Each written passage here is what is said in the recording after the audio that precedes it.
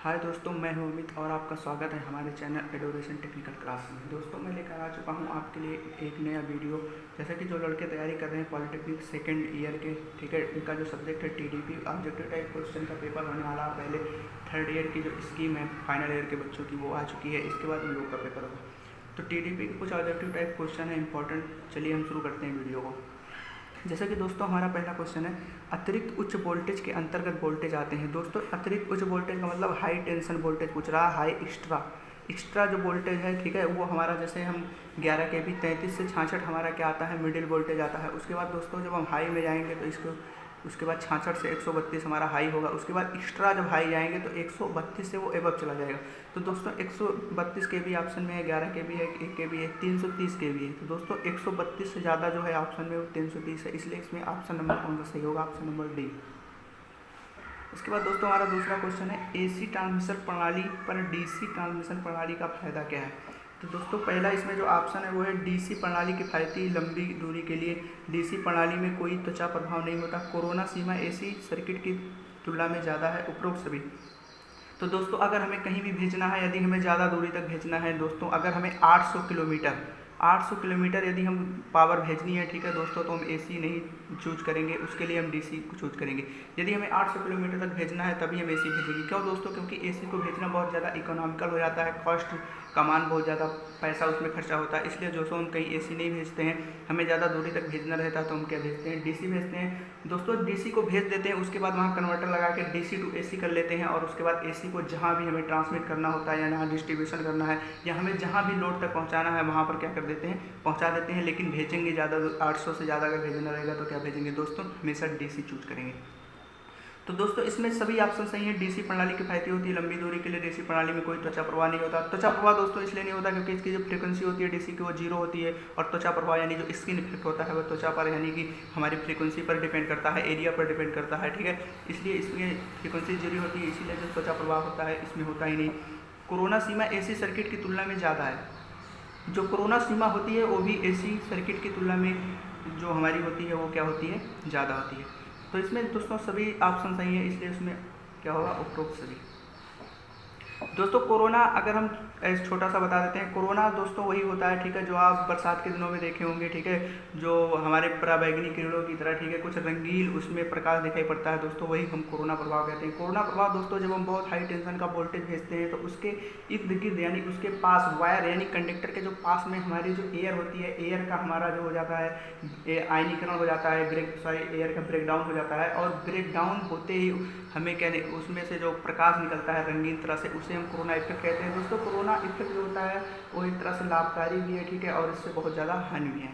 तो दोस्तों आगे समझेंगे उसको, अभी आगे बढ़ते हैं। भारत में विद्युत वितरण किस वोल्टेज पर किया जाता है, ठीक है। भारत में विद्युत वितरण दोस्तों पूछ रहा है 11 के भी 400 वोल्ट, 33 11 के भी 3 फेज, ठीक है। उसके बाद फिर 220 के भी 11 के भी, और उसके बाद 3 फेज, उसके बाद नॉन ऑफ दीज। दोस्तों आपको पता है, ठीक है, जो विद्युत वितरण है आप लोग खुद देखे होंगे, ठीक है, 3 फेज सप्लाई यानी 3 कंडक्टर आपके जाएंगे, ठीक है, 400 वोल्ट की सप्लाई होगी, ठीक है।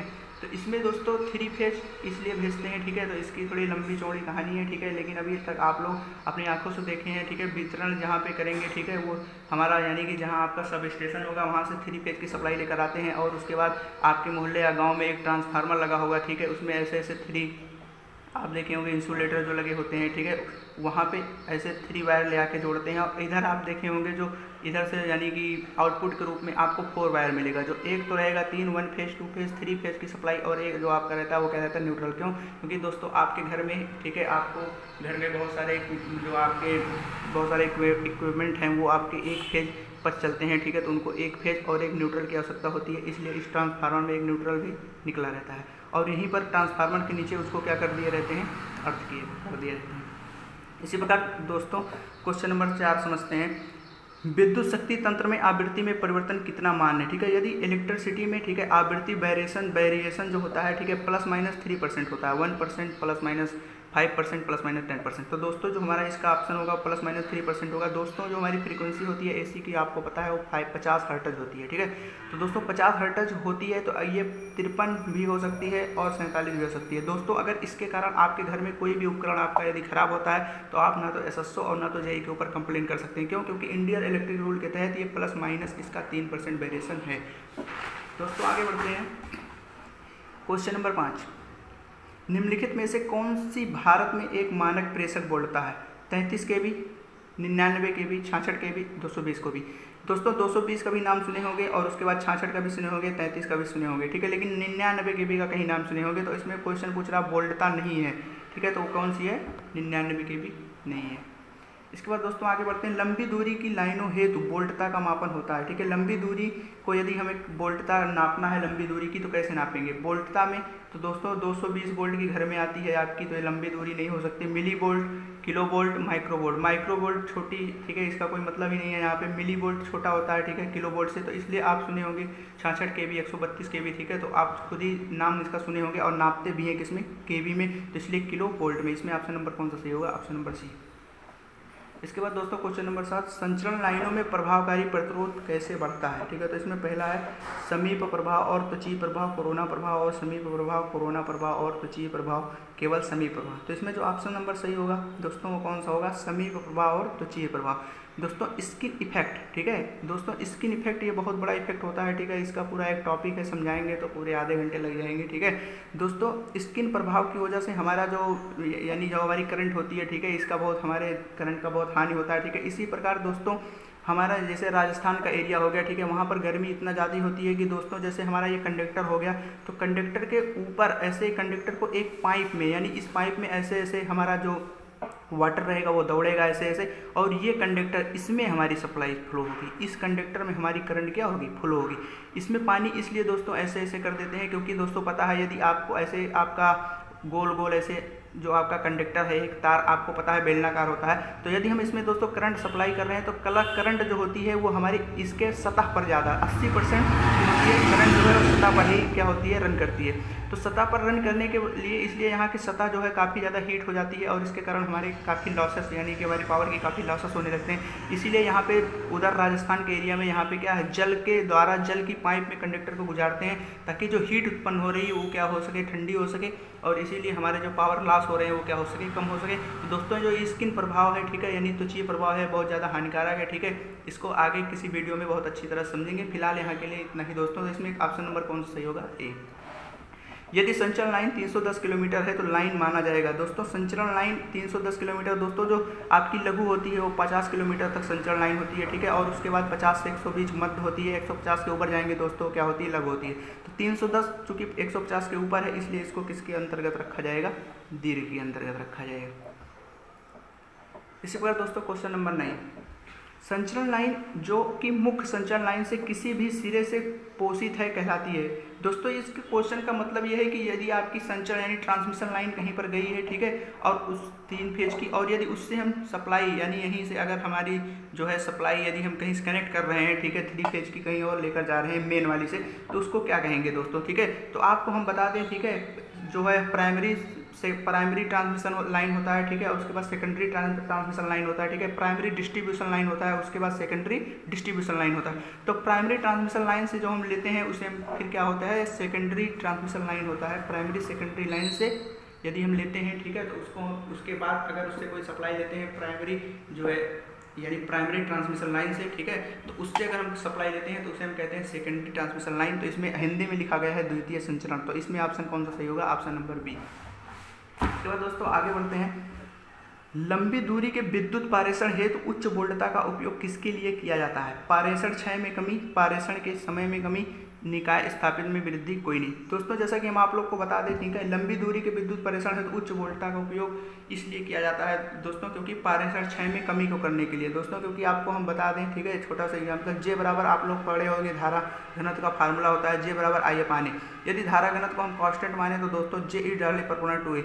यदि दोस्तों हम करंट का मान यदि हम बढ़ाते जाएंगे तो हमारा एरिया बढ़ाता रहेगा, इस एरिया को बढ़ाते रहना पड़ेगा। इसका मतलब दोस्तों यदि हम करंट को बहुत ज़्यादा अगर हमें ट्रांसमिट करनी है तो एरिया हमें बढ़ाना पड़ेगा। इसका मतलब कंडक्टर बहुत ज़्यादा मोटा करना पड़ेगा।